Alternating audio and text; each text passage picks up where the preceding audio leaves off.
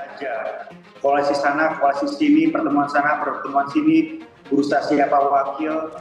Padahal hitungan bulan kita akan memilih pemimpin baru kita. Bagaimana kita bisa mengharapkan adanya pilpres yang dipenuhi dengan bursa gagasan, pemikiran.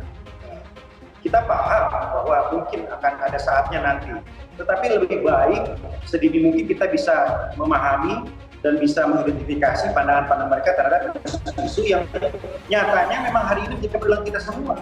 Di antara teman-teman masalah reformasi pendidikan, otonomi, zonasi, PPDB online, ada isu tentang nasib pegawai honorer, ada isu juga tentang hubungan keuangan pusat dan daerah. Ada macam-macam isu yang sehari-hari menjadi kepedulian kita yang terkait dengan hajat hidup orang banyak.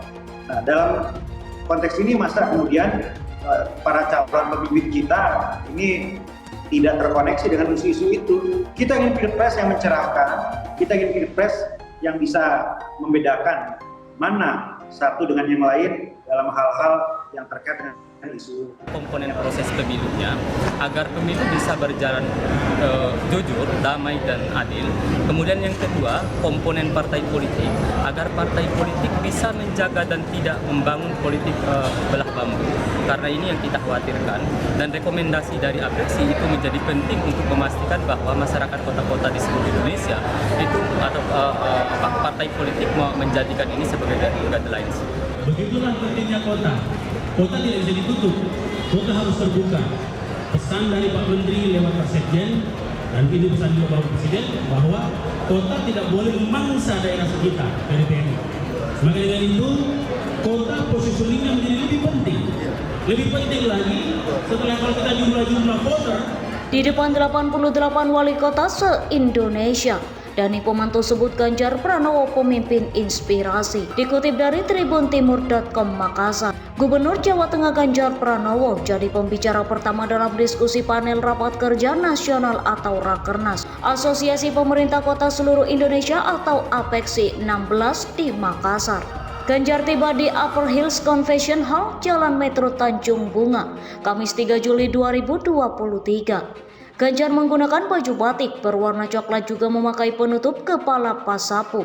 Ganjar tiba didampingi beberapa politisi PDI Perjuangan seperti Rudi Peter Goni atau RP, Ketua PDIP Makassar Andi Suhada Sapai, Anton Paul Goni dan beberapa politisi PDIP lainnya. Kedatangan Ganjar disambut hangat oleh Tuan Rumah Rakernas APEKSI, Dani Pomanto, Ketua APEKSI Bima Arya dan seluruh wali kota se-Indonesia.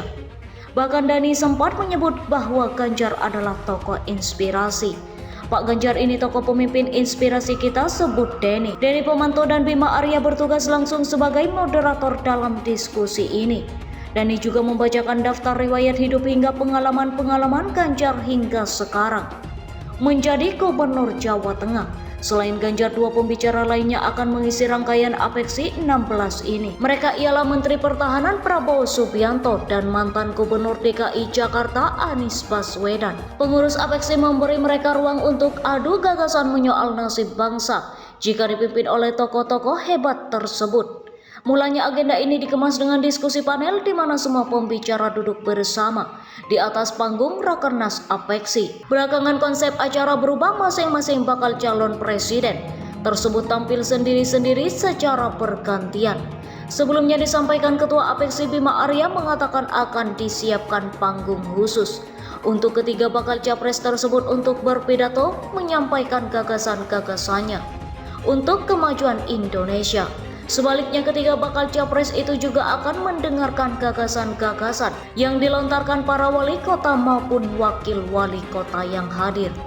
Bima Arya memastikan ketiganya akan hadir di Makassar untuk ikut dalam rangkaian APEKSI ini. Insya Allah besok akan hadir tiga sosok pemimpin nasional.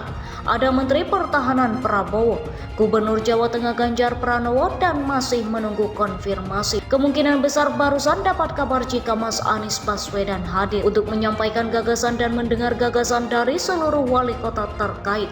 Hal-hal yang saya sampaikan, ucapnya. Makassar jadi panggung Pilpres. Kota Makassar menjadi panggung tokoh nasional pekan ini.